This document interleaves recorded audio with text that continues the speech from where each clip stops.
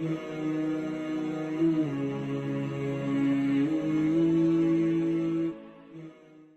اللہ الرحمن الرحیم۔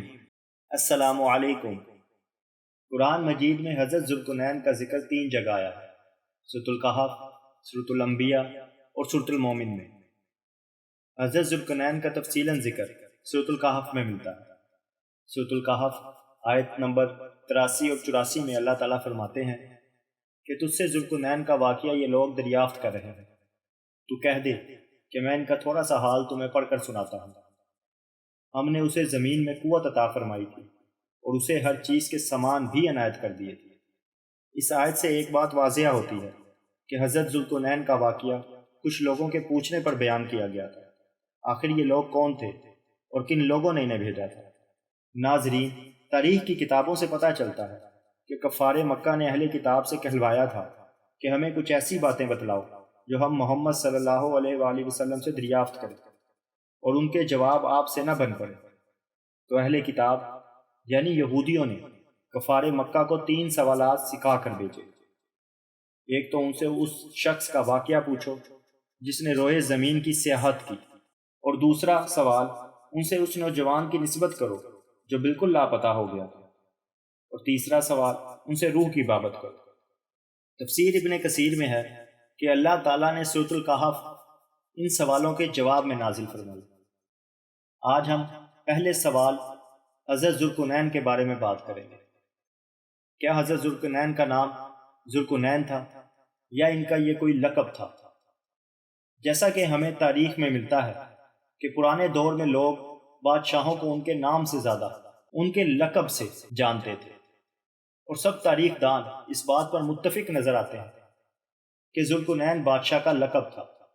اب ذہن میں یہ سوال اٹھتا ہے کہ حضرت ذوالقرنین کو ذوالقرنین کیوں کہا جاتا تھا؟ ان کو یہ لقب کس نے دیا اور کیوں؟ ذوالقرنین کے متعلق سوال اگرچہ قریش کی زبان سے ادا ہوا، لیکن اصل میں یہ یہود کی جانب سے تھا، اور یہ ایک ایسے شخص کے متعلق سوال تھا جس کو تورات میں صرف ایک جگہ ذوالقرنین کہا گیا۔ اس شخص کو قرآن کی جانب سے ذوالقرنین کا لقب نہیں دیا، بلکہ سوال کے پیش نظر اس کو دہرایا گیا ہے۔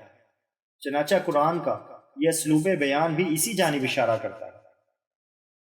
وہ تجھ سے دریافت کرتے ہیں کہ ذوالقرنین کا حال بتاؤ۔ ناظرین، اس بارے میں ہمیں مختلف روایات ملتی ہیں۔ ذوالقرنین کا لقبی معنی 2 سینگوں والا کے ہے۔ حضرت وہاب رحمۃ اللہ علیہ فرماتے ہیں کہ ان کے سر کے دونوں طرف تانبا رہتا تھا، اس لیے انہیں ذوالقرنین کہا گیا۔ یہ بھی وجہ بتلائی گئی کہ یہ روم اور فارس دونوں کے بادشاہ تھے، اور کرن جس کے معنی سینگ کے ہیں بطور استعارہ کے طاقت حکومت کے معنی میں استعمال ہوا ہے، یعنی 2 حکومتوں کا والی و مالک۔ اس بارے میں ہمیں حضرت علی رضی اللہ عنہ کا ایک قول بھی ملتا ہے کہ اس کے نام کی وجہ یہ ہے کہ یہ اللہ کے نیک بندے تھے۔ اپنی قوم کو اللہ کی طرف بلایا تو لوگ مخالف ہو گئے اور ان کے سر کی جانب اس قدر مارا کہ یہ شہید ہو گئے۔ اللہ تعالیٰ نے دوبارہ زندہ کر دیا۔ قوم نے پھر سر کی دوسری طرف اس قدر مارا جس سے یہ پھر مر گئے، اس لیے انہیں ذوالقرنین کہا جاتا ہے۔ ایک قول یہ بھی ملتا ہے کہ چونکہ یہ مشرق سے مغرب تک سیاحت کر کے آئے تھے، اس لیے انہیں ذوالقرنین کہا گیا۔ ذوالقرنین کون تھے؟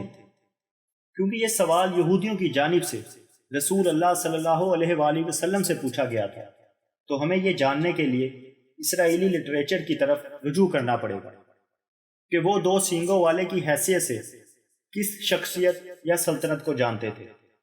بائبل کے صحیفہ دانیال میں دانیال نبی کا ایک خواب بیان کیا گیا ہے۔ بیل شازار یعنی وقت نصر کا جانشین بادشاہ کی سلطنت کے 3 سال مجھ دانیال کو ایک رویا نظر آئی، بعد اس کے جو شروع میں مجھے نظر آئی تھی، اور میں نے عالم رویت میں دیکھا، اور جس وقت میں نے دیکھا ایسا معلوم ہوا کہ میں سوسن کے کیسر میں تھا جو صوبہ ایلام میں ہے۔ پھر میں نے رویت کے عالم میں دیکھا کہ میں اولائی کی ندی کے کنارے پر ہوں۔ تب میں نے اپنی آنکھیں اٹھا کے نظر کی تو کیا دیکھتا ہوں کہ ندی کے آگے ایک مینڈا کھڑا ہے جس کے 2 سینگ تھے، اور وہ 2 سینگ اونچے تھے لیکن ایک دوسرے سے بڑا تھا، اور بڑا دوسرے کے پیچھے اٹھا ہوا۔ میں نے اس مینڈے کو دیکھا، پچھم اتر دکن کی طرف سینگ مارتا تھا، یہاں تک کہ کوئی جانور اس کے سامنے کھڑا نہ ہو سکا، نہ کوئی اس کے ہاتھ سے چھڑا سکا۔ پھر وہ جو چاہتا تھا کرتا تھا، یہاں تک کہ وہ بہت بڑا ہو گیا۔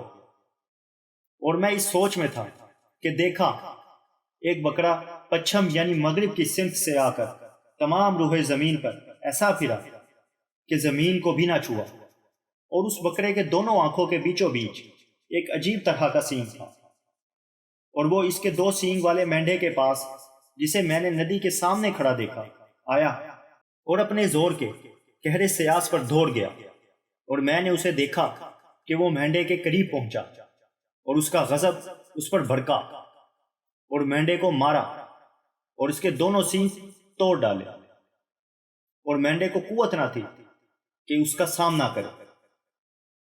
بائبل میں دانیئیل باب میں ہی آگے چل کر اس خواب کی تعبیر بیان ہوئی ہے، جو کچھ یوں ہے: اور ایسا ہوا کہ مجھے دانیئیل نے یہ رویت دیکھی تھی اور اس کی تعبیر کی تلاش کرتا تھا، تو دیکھا کہ میرے سامنے کوئی کھڑا تھا جس کی صورت آدمی کی سی تھی، اور میں نے ایک آدمی کی آواز سنی کہ اولائی کے درمیان پکار کے کہا: اے جبرائیل، اس شخص کو اس رویت کے معنی سمجھا۔ چنانچہ وہ ادھر جدھر میں کھڑا تھا نزدیک آیا، اور جب پہنچا تو میں ڈر گیا اور اوندھے منہ گرا۔ پھر اس نے مجھے کہا: اے آدم زاد، سمجھ، کیونکہ یہ رویت آخری زمانے میں انجام ہوگی، اور کہا کہ دیکھ، میں تجھے سمجھاؤں گا کہ قہر کے آخر میں کیا ہوگا، کیونکہ مقررہ وقت پر ہی کام کا انجام ہوگا۔ وہ مینڈے جس کو تو نے دیکھا کہ اس کے 2 سینگ ہیں، سو وہ میڈیا اور فارس کا بادشاہ ہے۔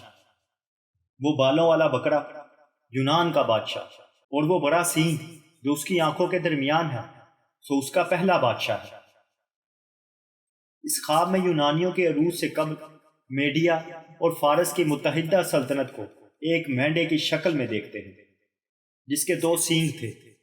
یہودیوں میں اس 2 سینگوں والوں کا بڑا چرچا تھا، کیونکہ اسی کی ٹکر نے آخرکار بابل کی سلطنت کو پاش کیا اور بنی اسرائیل کو اسیری سے نجات دلائی۔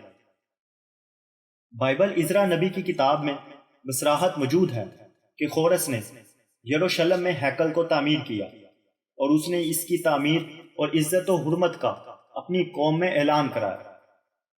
خورس ایک ایرانی فرمانروا تھا جس کا عروج 549 قبل مسیح کے قریب زمانے میں شروع ہوا۔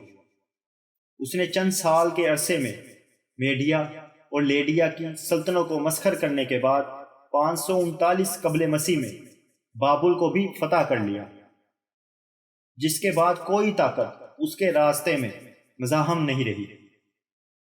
اس کی فتوحات کا سلسلہ سندھ اور موجودہ ترکستان سے لے کر ایک طرف مصر اور لیبیا تک اور دوسری طرف تھیرس اور مقدونیہ تک وسیع ہو گیا، اور شمال میں اس کی سلطنت کفکاس اور خورزم تک پھیل گئی۔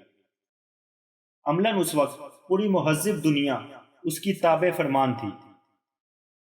زمانے قدیم کے معروف فاتحوں میں اگر کسی پر ذوالقرنین کی مہر چسپاں کی جا سکتی ہے تو وہ خورس ہی ہے، کیونکہ اس کے دشمنوں تک نے اس کے عدل کی تعریف کی ہے، اور بائبل کی کتاب عزرا اس بات پر شاہد ہے کہ وہ ضرور ایک خدا پرست اور خدا ترس بادشاہ تھا، جس نے بنی اسرائیل کو ان کی خدا پرستی کی بنا پر بابل کی اسیری سے رہا کیا، اور اللہ واحد لا شریک کی عبادت کے لیے بیت المقدس میں دوبارہ ہیکل سلیمانی کی تعمیر کا حکم دیا۔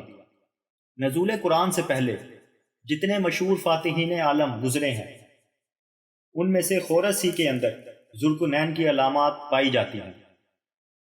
بائبل میں موجود واقعات سے ہمیں پتہ چلتا ہے کہ خورس ایک نیک بادشاہ تھا، اور قرآن میں حضرت ذوالقرنین کی جو نشانیاں بیان کی گئی ہیں ان سے تو یہی ظاہر ہوتا ہے کہ تاریخ میں گزرے تمام بادشاہوں میں سے خورس یعنی سائرس ہی حضرت ذوالقرنین کے قریب ترین ہے۔